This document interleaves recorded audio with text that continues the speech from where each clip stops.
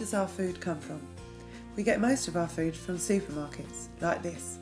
We go there and fill our trolleys, take it home, store it, cook it, and then eat it. But the food we eat isn't produced in supermarkets. It's produced all over the world, from your local area to the other side of the globe.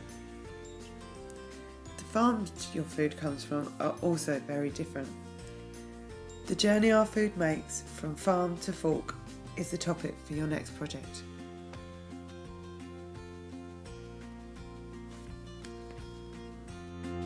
Hello Year 7 and welcome to your first Think Forward International project.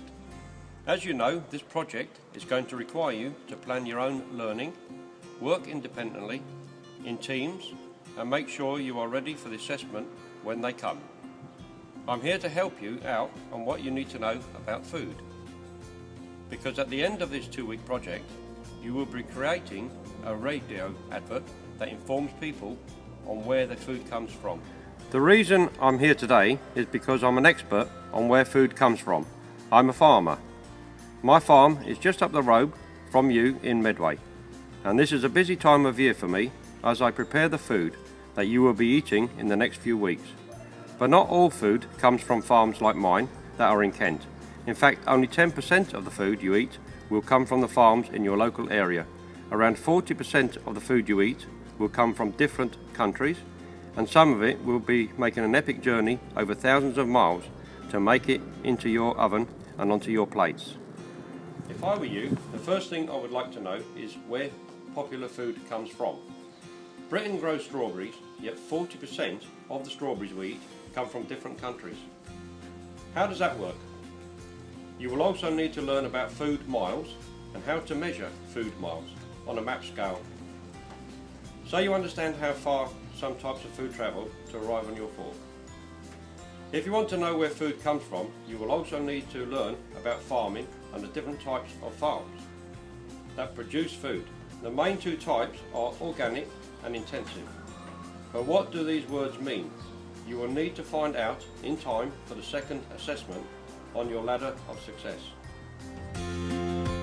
Once you know about different types of farms, you will need to take your learning search to a global level. To learn what the Global Food Network is, you will have a little help from a very famous farmer. The Global Food Network is massive and very complicated, so you will need to take your time to prepare for your third assessment. The final learning section is about 2 C words, climate and carbon. You will need to understand what the word climate means and how climates are different around the world. In terms of carbon, you will need to learn about your carbon footprint and how the food we eat affects our carbon footprint. Once you know all this, you will be ready to make your radio advert that will help people understand where your food comes from. You will need to include all your learning, food miles, scales, the difference between organic and intensive farming, what the Global Food Network is, and finally, you will need to get your head around climate and your own carbon footprint. Then, and only then, will you be ready to produce your radio advert. But how do you do this? What will you need to know? What will it be like? Will you have a jingle? What will you tell people?